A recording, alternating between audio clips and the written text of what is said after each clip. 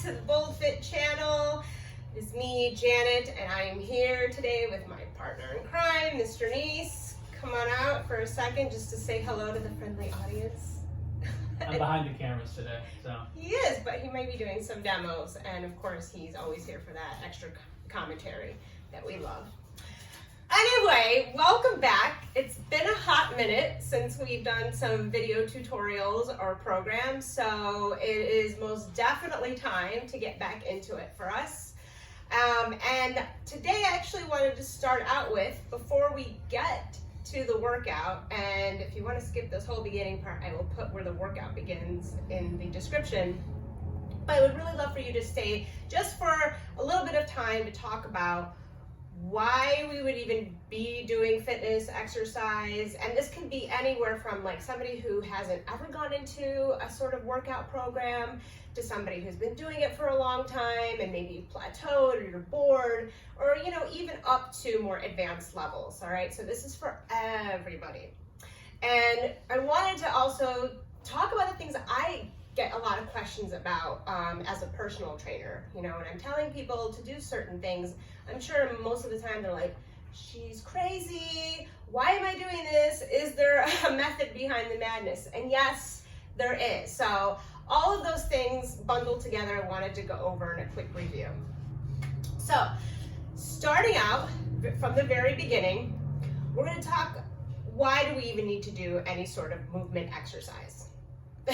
Well, it's for your own health, not just your physical health, but your emotional health, your mental health. All of those things work together. And we incorporate movement to that, different types of movement, so people can work on increasing their functional movement capacity. So I'll talk a little bit about the functional movement training model, but basic things like sitting down, standing up, walking without losing your balance, being able to push things, pull things, and rotate. So those are basic body movements, and we incorporate that throughout our programs in many different fashion and varieties. Also, we want to work on improving our mind and body connection. Now, you may hear this term being thrown out a lot, and I definitely use it all the time because it's important to understand that when we are exercising, we aren't just moving one body part or one muscle group. We actually want to work with this up here to connect with everything below so that we actually know what we're doing, we're working the right muscles, we're using the right stabilizing muscles, and to really feel what's happening, not just to be mindless and going through the motions, but the more you can feel what's happening, the better you can relate to that movement, the better you're going to be able to use your muscles and just in general be more efficient. And then we're going to talk about things like, well, do I need to have weights? Do I need to be part of a gym? Do I need different types of equipment? The basic answer to that is going to be no.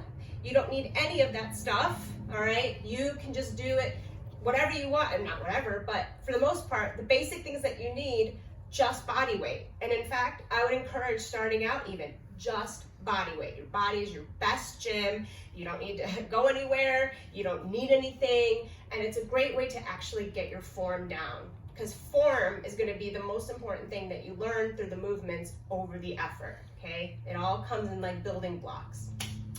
All right. And I'm going to talk also about different kinds of modalities that we can use, because strength training isn't just about going into the weight room and lifting dumbbells and barbells and squat racks, and there's so much more to it to that, as well as cardio training. You don't just have to be a runner or cyclist or take lovely, awesome, fast spin rides, although I recommend coming to ours. But yeah, there's a lot of varieties of getting your cardiovascular training on as well. All right, so, and what we'll do with the workout is I'm going to be giving you bite-sized samples of all the kind of things that we're going to go over right now. All right, so starting with those building blocks, mind body connection. Again, a term that's thrown around a lot, but there is science behind the madness. Okay, it's not even really madness. Every day you're sending signals, right, from your brain to your body to your brain. That's just happening behind the scenes. You don't even know it. But when you start to work and think about things that you're doing, you start to have a lot more concentration of what's happening introspectively. So getting just a feel for how your body feels, moves, and you know, getting a better understanding of your own anatomy. So, you know, when I go into classes, I will often talk about, okay, we are going to be working in the bicep muscle in this, and we're going to be using the core and glutes to stabilize. So even just having a basic understanding, you don't need to know like every single muscle, break it down into very specific, you know, tiny muscles. There's a lot of quads make up 4 different muscles. You don't need to know every single one, but it would be good to at least know, here are my quads, back here is the hamstrings, we have our glutes here, the core is our whole midsection around the front and back, chest, and we have biceps, triceps, and everything else in between. And just having that understanding alone will help you to say, okay, I feel it here. And that could be a good thing whether you should or shouldn't, but also being able to connect with the muscle. The more you're able to connect with your muscle, the better your performance will be, the more you can get out of that muscle. And that's really what we're trying. Every day is just a little progression, up, up, and up. So that mind-body connection is essential to establish understanding our body, what is moving, how it feels, and how to make sure that we're doing things correctly. So yes, there's a mental, cognitive, fitness aspect to this, which will actually work to make you feel like you're working harder, because you will. All right, so aside from that, we're going to be working today on just understanding first the basic fundamental functional training movements and integrated fitness model. So if you've been with me before, I've talked incessantly about the functional training model, because that's what I use when I'm training and for myself. There's basically 5 essential movements that everybody, for the most part, will need in their life to be able to be independent and remain autonomous and not needing extra help, especially as you start to get older or maybe even have certain impairments. So number 1 is going to be bending and lifting. So bending and lifting, going down and coming back up, is traditionally what we think of as the squat. All right, so squat, a lot of different variations. Basic squat form, shoulder width apart with your feet, shoulders roll back and down, sending your hips and glutes back, and then engaging through your glutes, quads, heels to push yourself back up again. All right, and we'll get more into that. Second is going to be single leg movement. Single leg movement, you can think of it as anything as simple from just walking, right? Transferring your weight from one foot to the other. And we typically see these kind of movements a lot with like lunges. So any lunges going forward or backwards or side to side. There's a lot of lunge variations, but essentially we're learning how to transfer the weight, keep our balance, and what's happening one side of the body versus the other side of the body. We are also going to be talking about pushing. So anything related to using your pushing muscles. And pushing is going to come from the upper body, from your chest and your triceps. And if you talk about it from the lower body, you're going to think about your quads primarily. This is not exhaustive, okay? So I just want to have that caveat. Pulling movements. So pulling movements are going to be anything clearly that you pull or you curl. And that's going to be upper body from your back, which your back from upper to lower has multiple muscle groups in there, as well as your biceps. And if you're thinking with the legs, primarily your hamstrings. All right, and then you're going to talk about rotational movements. So rotational movements is anywhere where you are twisting, and so you're engaging a lot more of the core, external obliques, transverse abdominis, because this is what part of just in general how we move. Human beings, we have 3 planes of movement. We move forward, we move backward, primarily mostly forward, but we can also move side to side, right? And it's important to learn how to use the right muscles for that. And we also have the transverse plane. So we have the frontal plane. This would actually be the frontal plane. Imagine me cutting my body in half, right down the center, so the front part of my body, back part of my body. Sagittal plane is this forward and back. Imagine you're cutting my body down right and left sides of the body. And the transverse plane is that rotating across the different planes. All right, so have multi-planar movements. Really important to include in your workouts. All right, integrated fitness. What's integrated fitness? So if you've been in a gym and you're just starting out and you see the whole circuit section, right? So you have like pretty much it touches upon every single muscle group. So you can do like a full body workout. Circuit training is great for people who are starting out. And it is also great if maybe you want to do some more isolationist type of exercises, or you need something that will help you better stabilize. Circuit training is great for that. Circuit training, though, has its limitations as well. When you're using a machine to do any sort of movement, you are basically just focusing on one thing only, and usually primarily one muscle group. So if I sit back in a chair and I'm doing a chest press, I'm sitting obviously, so my lower body is not really that much engaged.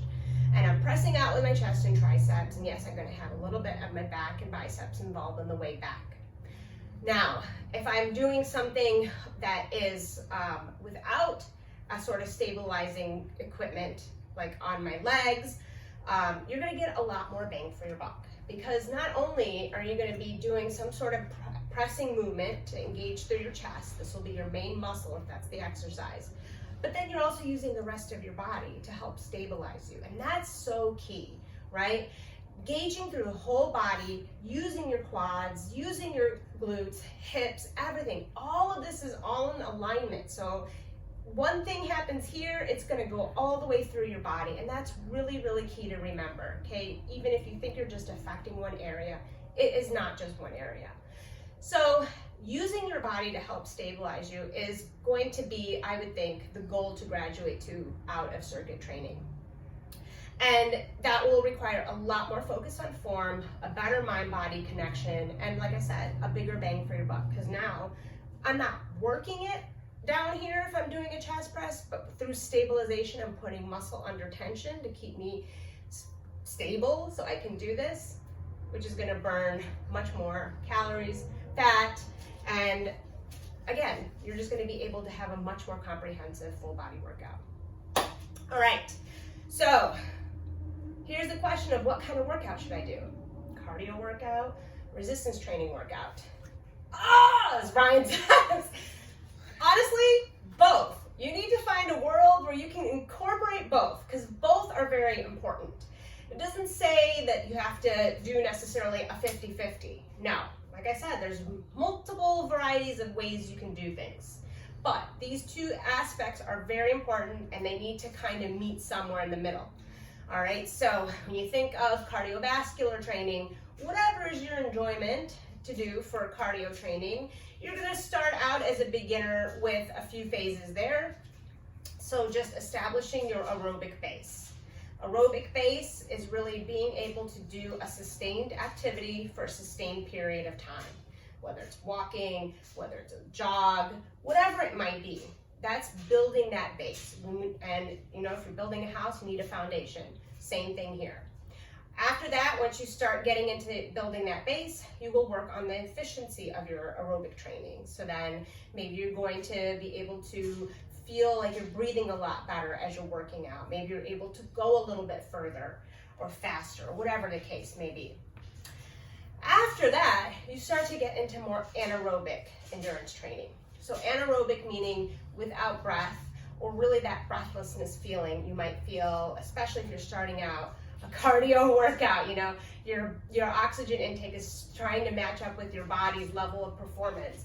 So you have that little bit of the panting feel. Well, that comes into training programs a little bit after you've had that base already produced, because it's going to be a little bit scary to work in the breathlessness state.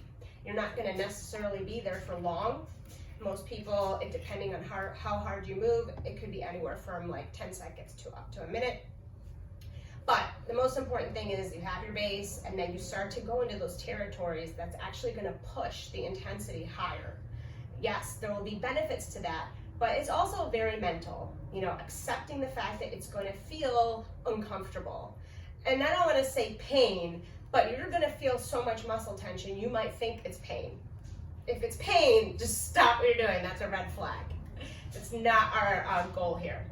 And after that, you know, if you're training for an event or something, then you're going to get much more into your anaerobic power training. So that will be for more advanced levels.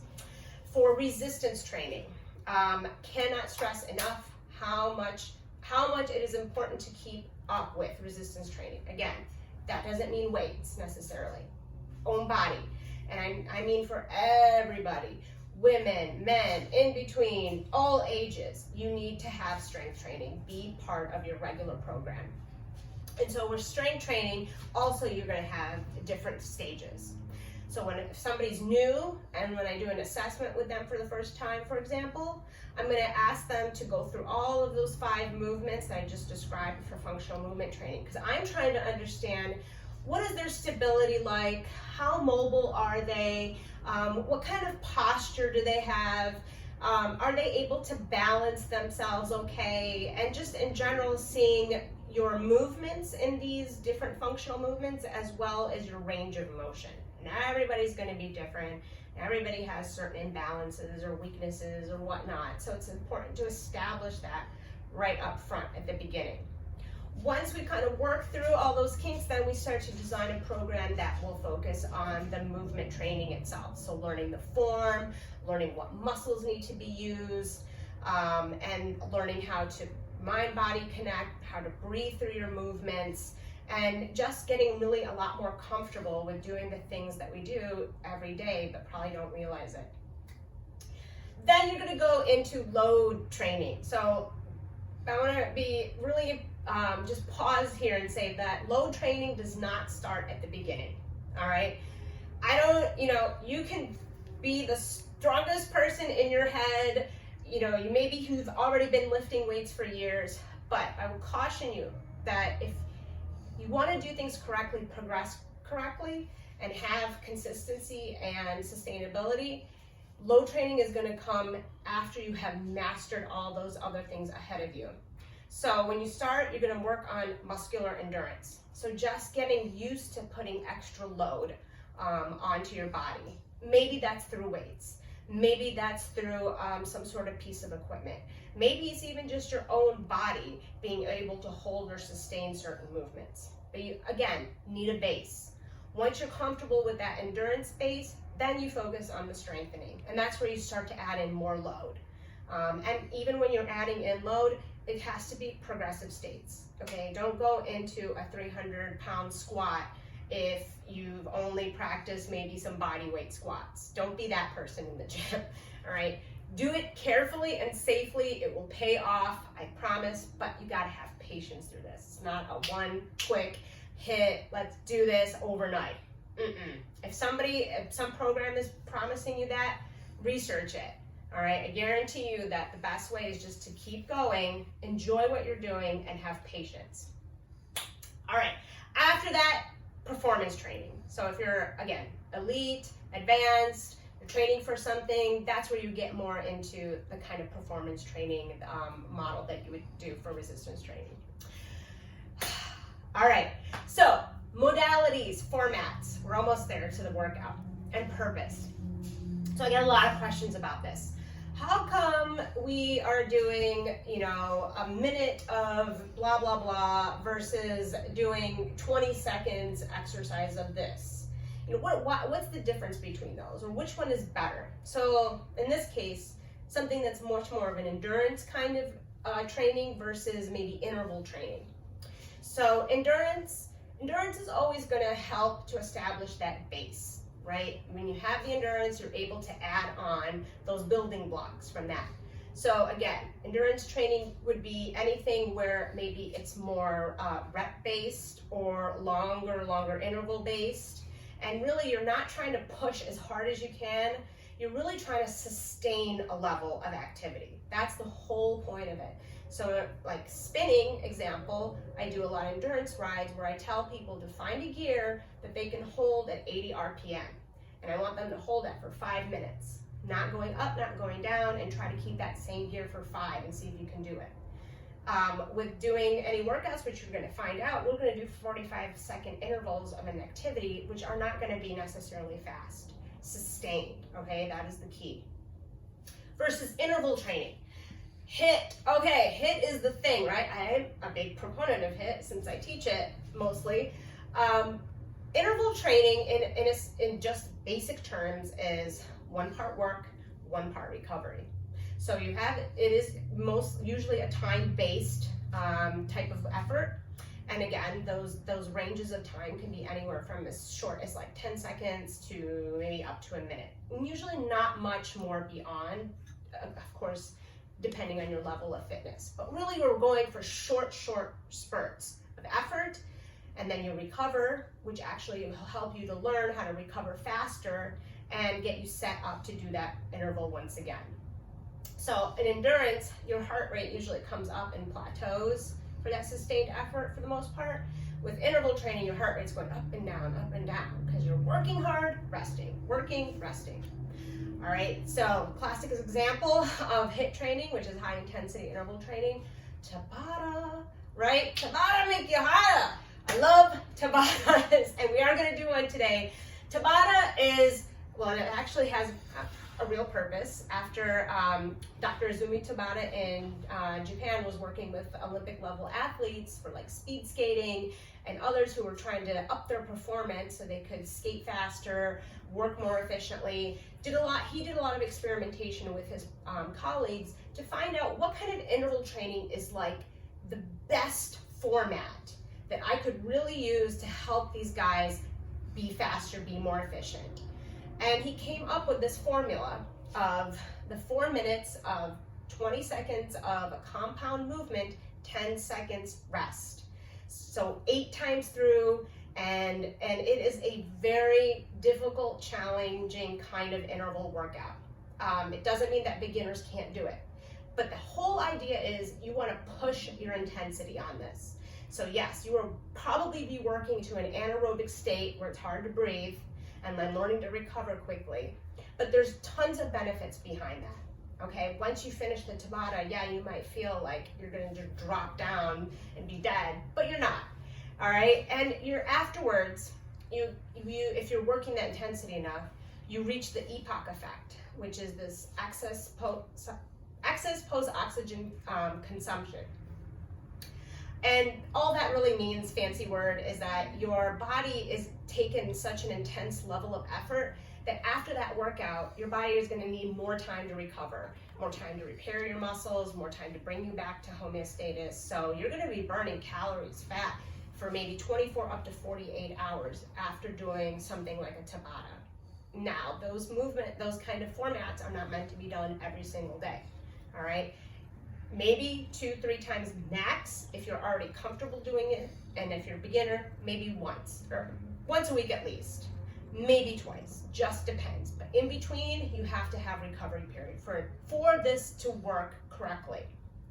All right, so we have endurance, we have intervals, we have concepts like muscle under tension, which we'll work on during endurance, because that means the more I'm able to keep my muscles engaged, all of them, longer periods of time, the more I'm exploiting that muscle and getting more use out of it and building it up to be stronger. There's also agility and power. Agility, we talk about, I've done in other programs or videos, agility stuff, being agile, being able to adapt to your environment. So a lot of this is like very quick, short work to help you to stop yourself from deceleration and then acceleration again, or maybe you're twisting and turning, or maybe you're jumping. Anything that's power. It could be a plyometric movement, ballistic movements.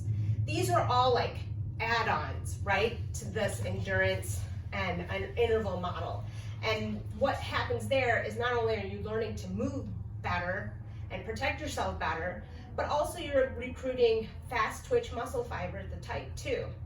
We have 2 different types of muscle fibers. All you really need to know is that the slow twitch are much more endurance based. Fast twitch are much more for like intervals, power, and that is, again, is like pushing the intensity up. So same as effect as the Tabata training. So very important to incorporate those, and it's fun. I love agility training because of the fact it's fun and it requires a lot of cognitive skill adaptation. And then we have isometric training. So isometric is really all you're moving is contracting the muscle, no other joint movement. All right, so it's very singular focused, like maybe a bicep curl, maybe glute engagement, but basically you're just trying to pump as much blood into that muscle as you can, and because it's such a quick and a strong movement, after a while it just fatigues you out beyond belief. So if you've done any sort of bar training, ballet training, or a lot of bodybuilders do this technique as well to really get that muscle accentuated even faster. It is very exhausting, so not necessarily every day, but throwing it into the mix. And then what else did I have? Compound versus isolation movements. Compound movements means multiple joints, multiple muscles, all right? Squats are an example of that. Lunges, burpees, planks.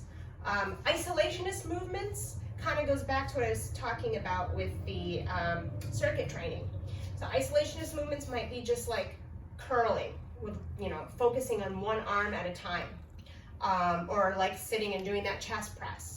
Very much you're only focused on that muscle group, and there is purpose to have that kind of training involved. It's just something that I wouldn't necessarily recommend doing only or primarily, but there is purpose to it. Lastly, I want to just talk very quickly about the fact that, yes, I said you don't need anything else except your body weight, right, and some space. But if you want to incorporate different types of equipment, again, you don't need a gym. You don't need to have a squat rack. You don't need to have barbells and benches and all of that. You can buy other things that will be just as good, if not better in some ways, depending on your goals. So I'm just going to show you guys a little bit of my equipment that I keep at home and use regularly. So dumbbells, okay, that's like a staple, mainstay of resistance training. So a pair of dumbbells, and having maybe like a light or medium set, like these are my 15s, and I have some 5s over here.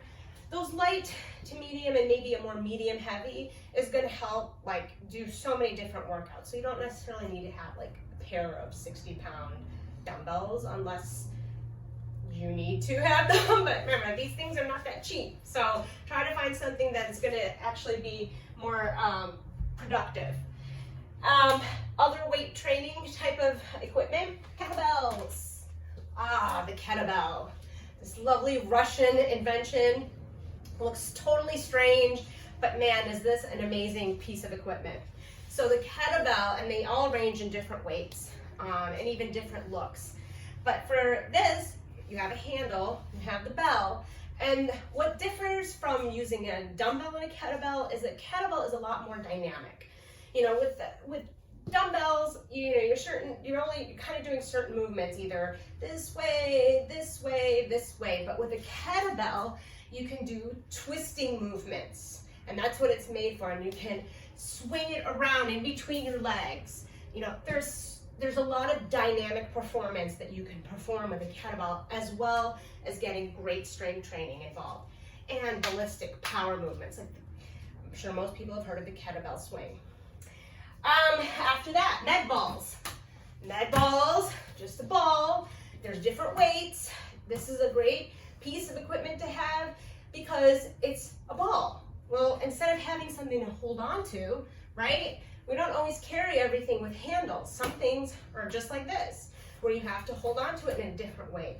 The weight is dispersed differently. It's much more consolidated. So lots of great things you can do with not just holding it, but on the floor as well, like maybe mountain climbers or even toe taps. All right, so it's another one. Doesn't usually cost a lot. Mine's 10 pounds, and even with a 10 pound, I can do a lot. Pilates or bender ball, all right? This little squeezy beautiful thing is great for doing isometric training. So I'm going to show example of this in the workout, but anything where you're engaging that glute, or not glute, if you're engaging your chest and contracting into the ball, so it's giving me something to push into, creating that resistance. And this can, again, be used here, it can be used with your legs, you can use it in so many different ways, and it's just a little piece of plastic ball that doesn't cost very much, and you can use it for a lot of different things if you don't have weights especially. Oh, this is the best. The mini band. This little piece of plastic, I heard one trainer say it was like the devil's creation because it looks so benign and innocent. But this baby is, if you're gonna buy a piece of equipment, I would definitely recommend getting mini bands, all right? You can do so many things with mini bands and it is going to kick your butt, all right? So, and actually help to improve a lot of your form. So, most famously, we use a lot of times the band, in this case I'm putting it above my knees, to do squats. Why? Because not only is it gonna create a lot more tension, I'm gonna feel a lot more of those muscles working, but it's gonna help me to keep my form. A lot of people, when they start doing squats, they have a tendency to bring their knees in. We don't wanna see this motion, so we wanna think about pushing out. And you can tell when you're wearing the band if you're pushing it out. It's also gonna help you to keep your form a lot better through that squat. You could also bring it further down. You can do the lateral walk, monster walk, where you're working to get your side glutes and hips. Doing this, small movement, killer, all right? And definitely another way to improve working the muscles that are actually supposed to be used for doing that lateral type of movement. Band pull apart. Now I'm doing external shoulder rotation, and man, squeezing my shoulder blades together, just doing this for 30 seconds, you're gonna burn it out. It's gonna feel amazing. So highly recommend one of these. There's also different kinds of bands, long bands. This is a figure 8 tubing, which can be used for a lot of different things. You can just have a long band that come in a lot of different resistance levels. Also great for many different things. Before I forget, gliding discs, which I just used in a class the other day. You don't have to necessarily have the discs. You can use, depending on your surface, maybe a towel or maybe plastic lids if you're on carpet. And these babies, they're so fun. When you use these, you're gonna get maybe a better range of motion, but you're also that push and pull effect, because you're really pushing into the disc and pulling it back, is gonna have a whole different experience. All right, so I recommend all this stuff. And if you can't, you know, just having a couple of 3 different things that you can get, maybe under $50, and you'd be surprised how much you can do with that, as well as just your body. All right, are we ready? So I broke down the workout into bite-sized samples, all right, of everything I just went over. So I'm putting all those words into action. And I'm gonna have maybe Ryan help me demonstrate a couple of these things. So let's just go really quickly over those basic 5 functional movements. For the squat, Mr. Ryan, if you don't mind coming up here. Thank you. So to demonstrate a squat, we're gonna bring feet shoulder width apart. We're gonna bring chest, proud chest, right? Well, how do we have a proud chest? What do we need to do? Bring your shoulders down and back. Act as though you're trying to squeeze your upper back. It'll keep your chest up. And honestly, there's a lot of preface to finding exactly where I want my feet and the angle I want them, and even bracing everything up top. As long as you're in a position where you're keeping your chest back and your upper back flexed, it's going to protect your lower back and also allow you a greater range of motion. And why do we want to have our upper back flex? Is there something important about this stance? I mean, the simple fact is your posture is generally hurt the most by things that pull it forward. So in a lot of people's cases, that's just sitting at a desk all day. Though, honestly, for a lot of men who have been taught to bench press all the time, having too much firepower in your pectoral muscles versus in your back will pull you forward as well. So simply bringing your shoulders down and back will improve your posture. The other side of it is you're trying to protect your lower back. So by pulling your chest out and you're flexing your upper back, you're essentially starting the contraction that will allow your core and the extension of your core up your back to stay stiff to keep you from falling over. Basically, when you're squatting, it's like getting out of a chair. You don't get in and out of a chair by like falling into it. Your hips come back, your knees come out, you sit down in exactly that order, your hips breaking first, and you don't collapse. You come back and down, and the angle of your back changes slightly, but you don't sit down and then bring your butt back. Good point, right? So think about squats as literally like you're just sitting in a chair and getting back up again. That will actually, that kind of visual will help you to not do what a lot of people end up doing, is that breaking their body, their upper body forward. So we don't sit into the chair like that. We don't go to the bathroom, hopefully coming into the toilet like that. I'm serious. Hey, functional movements, right? Everything, daily activities of life. So yes. So give us a little bit of a demonstration. Talk a little bit, just quickly, what you feel when you're going through that squat. So first things first, and I know exactly where I want my feet. This requires a little bit of fine tuning because everybody has a slightly different anatomy. This is a very personal exercise in terms of where everything is to get the most out of it. So my first thing I'm doing, again, is making sure that my chest is out, my upper back is flexed. If I'm holding on to a weight, it's actually easier to do because I'm pulling on the weight or pulling on the bar. And then the first thing is I'm bringing my hips back. As I bring my hips back, my knees are tracking along with my toes. So they're not coming together, they're not going straight forward, they're tracking along the same angle as my toes. So hips back, knees are tracking, and my angle of my back, you can see my lower back is not rounded, it's still neutral and safe. So that means I must have come down the right angle. But it is a little bit of an angle. I'm not perfectly straight up and down the whole way down. You do have a natural curve. And your knees are not going forward over your toes, which is another common mistake. People are afraid necessarily to sit back and down because they don't see behind them. So they start to push their knees forward. And if you start to feel it in your knees, that's probably an indication that your alignment is off. And the only other thing that people frequently do is when they're, even everything else is perfect, they'll start to come up, and as they come up, their knees will come in then. So a common cue is to pretend you're trying to twist your feet like they're two claws into the floor. So like if you're doing that, it'll force your knees out. Yeah. I will add that mini bands are a great training tool. I actually use them whenever I try to increase my total weight on squat because it does force you into certain aspects of the position. Yeah, you can't let go of the band or there's no point of having that band on. So you have to keep tension the whole time. All right, I will go ahead and demonstrate. Have you come back? Don't you worry. The Ryan specials. Single leg movements, lunges, all right? I'm gonna show you from the side. Forward lunges, okay? If you have any knee issues or just getting down in general, you don't necessarily have to practice a full range of motion lunge. You can just practice like step back, step forward, all right? Because that's already gonna help work on that balance training. So forward lunge, I'm bringing one foot forward, the other leg stays behind. I come down into my lunge. Notice, 90-degree angles here. Back leg, front leg, knee in line over the ankle, not shooting forward. Upper body, my torso stays upright, okay? I'm not hinging, I'm not bending, I'm coming straight down. I'm engaging through my glutes back here and hamstrings to keep this tight and balanced, and then my quads in the front are taking that front force.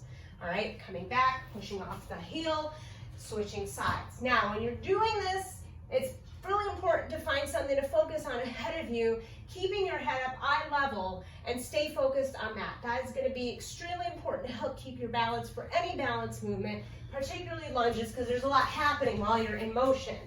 All right, so sticking with that focal point will be key. Back, reverse lunge, same thing, except this time blind landing. Find the ball of your foot to stick. Remember, you want to keep your feet about hip width apart when you do this. You're not walking a tightrope. Again, coming down. All right, so same things are happening, pushing off from the ball of my foot to stand back up again. So that's forward and back. Side to side lunges. Think about, lunges are also called split squats for a reason, because it is very similar motion.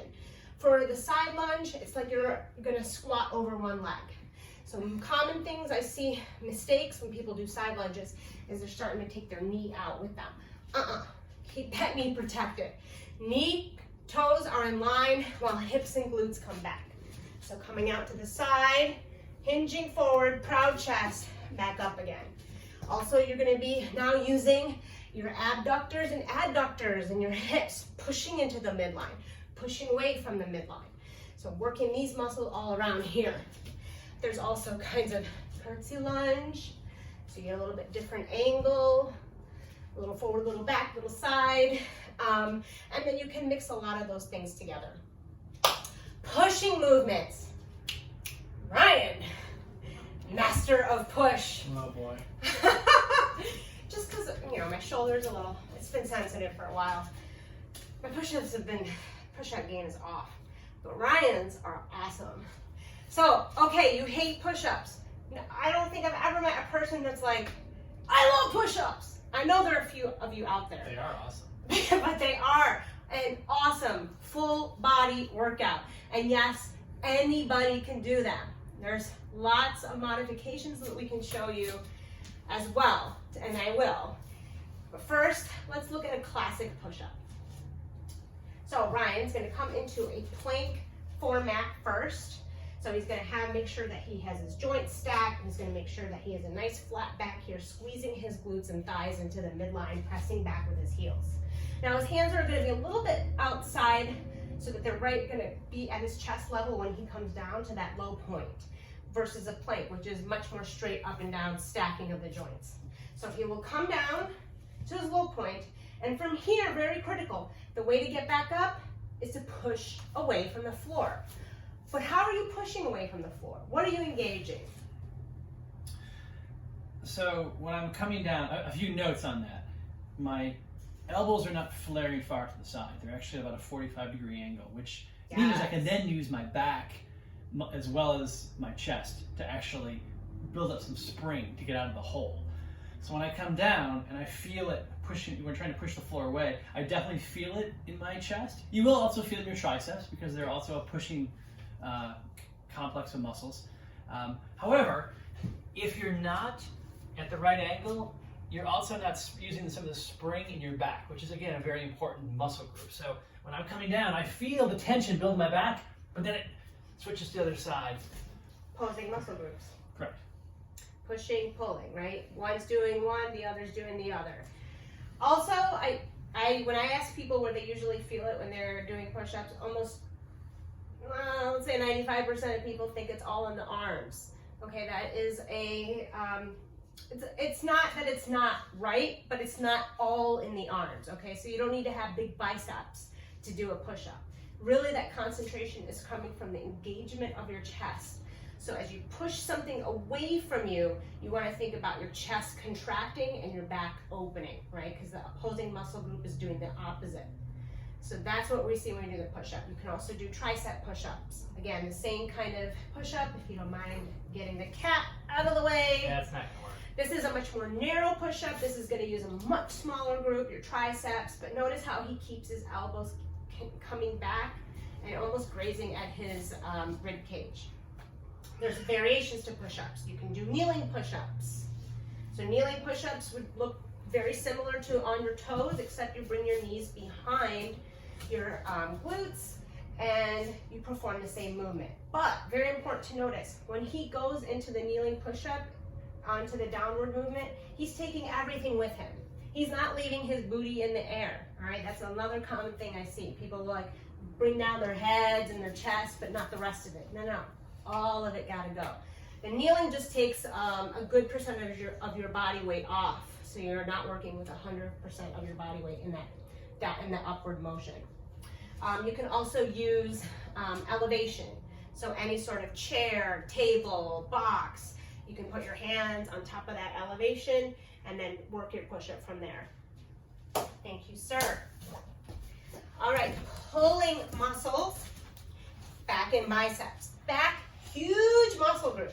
Upper back, mid back, low back. Holy cow. We tend to think of it maybe just like one simple thing, right? But we don't actually use our back as much as we need to. And that's probably like one of the most important muscle groups in your body because of what Ryan mentioned earlier, your postural alignment.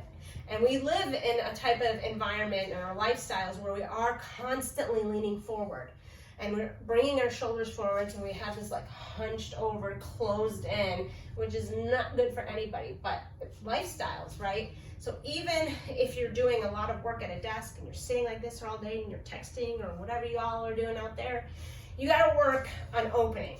Opening, which means opening the chest and squeezing your shoulder blades together. If anything you can take away from doing back, do that, all right? Make sure you keep those shoulder blades squeezed together in the upper back and engaging through your glutes down here to protect your lower back. And, you know, if you're gonna pick up an object off the floor, don't use your back and arms. That's for your lower body. So FYI, things not to do with your back. All right, so pulling, so also with bicep curls. A lot of things I see wrong with bicep curls is this like swinging motion, which you also see with back when you see people doing like rows. They're trying to pull themselves back further. Not using the right muscle groups. If you're feeling it in your forearms, that's a red flag, all right? That you're not engaging your muscle, and you need to be engaging your muscles in the back, all right? So again, pulling, anything that's coming at you, you're bringing it up, or you're coming up from this angle. And then rotational. So like I said, rotational is anywhere where you're crossing multiple planes of movement. You probably tend to think of these as more like those oblique exercises, right? Where you're not just turning your body. I'm keeping my hips forward, but I'm engaging on the sides here to twist and contract so I can actually twist this way and the other way. Russian twist on the floor for abdominal work is a great example of that. Leaning back, twisting. Not my arms rotating. Arms are just here for the ride. Nice. All right, those are the 5 basic movements. Let's get warmed up and get into it, all right? Let's talk, more do. And I'll be going through what's happening at the same time. Y'all ready for this?